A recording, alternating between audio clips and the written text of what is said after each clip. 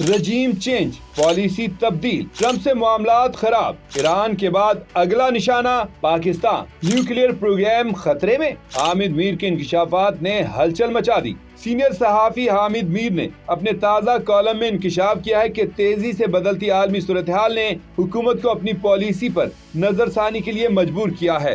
कुछ अरसे पहले तक अमरीकी सदर डोनाल्ड ट्रंप और हमारे साहिबान इख्तियार यकजान दो कालिब नजर आ रहे थे। शर्म शेख में तो हमने ट्रंप की तारीफों में जमीनों आसमान के ऐसे कलाबे मिलाए कि फरते जज्बात से मगलूब होकर कई अमरीकियों की आंखों में आंसू मढ़ आए। अलबत्ता इन तारीफों पर बहुत से पाकिस्तानी खून के आंसुओं से रोए। फिर पाकिस्तान ने दो ऐसे फैसले किए जिन्होंने ट्रंप को बाकायदा सियासी झटके दिए। हामिद मीर के मुताबिक पहला फैसला पाकिस्तानी फौज को गजा भेजने से इनकार का था। दूसरा फैसला वेनेजुएला के सदर की गिरफ्तारी पर अक़वाम मुत्तहिदा में मुज़म्मती बयान जारी करना था। जवाब में अमेरिका ने पाकिस्तान को उन 75 ममालिक में शामिल कर दिया जिनके शहरियों के इमिग्रेंट वीजा प्रोसेस को रोक दिया गया है। हामिद मीर ने लिखा कि पाकिस्तान के फैसला साज ईरान में अमेरिका और इसराइल के मुश्तरका किरदार का हर जाविये से जायजा ले रहे हैं। उन्हें खदशा नहीं बल्कि यकीन है कि ईरान में हुकूमत की तब्दीली के बाद अगला निशाना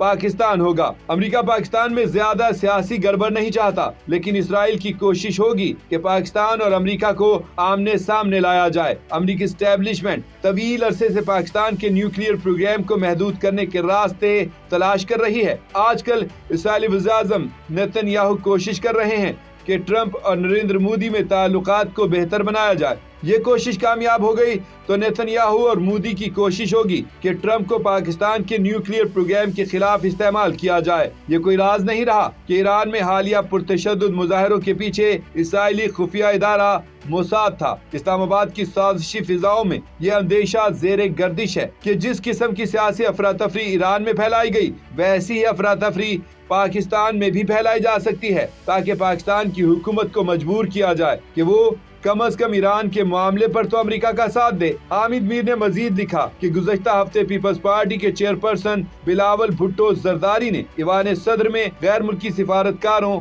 और सहाफ़ियों के सामने सिंध का मुकदमा पेश किया। यह सिर्फ सिंध का नहीं बल्कि 18वीं तरमीम के तहफ़्फ़ुज़ का मुकदमा भी था। ये प्रोग्राम खत्म हुआ तो चाय के दौरान एक सिफारतकार ने मुझे पूछा कि क्या पाकिस्तान में कभी वैसे मुजाहरे हुए हैं जैसे आजकल ईरान में हो रहे हैं। मैं ये सवाल सुनकर हैरान हुआ और इस्तफसार किया कि आप क्या पूछना चाहते हैं। सिफारतकार ने कहा कि क्या कभी पाकिस्तान में रजीम चेंज के लिए सियासी मुजाहरों से मदद ली गई। मैंने इस बात में सर हिलाया और कहा कि आप जुल्फ़िकार अली भुट्टो की किताब इफ आई एम असैसिनेटेड, अगर मुझे कत्ल कर दिया गया, पढ़ें, जिसमें उन्होंने जेल में बैठकर लिखा था कि 1977 में उनकी हुकूमत के खिलाफ जो तहरीक चली उसके पीछे अमरीकी डॉलर थे। उन्होंने किताब में कुछ सबूत भी पेश किए। सिफारतकार ने पूछा कि ये किताब कहाँ से मिलेगी। मैंने उसे इस्लामाबाद के एक बुक स्टोर का नाम बता दिया, लेकिन ये भी गोशगुजार कर दिया कि पाकिस्तान में रजीम चेंज उस वक्त तक मुमकिन नहीं जब तक सियासी क़यादत और फौजी क़यादत एक दूसरे से बदज़न न हो।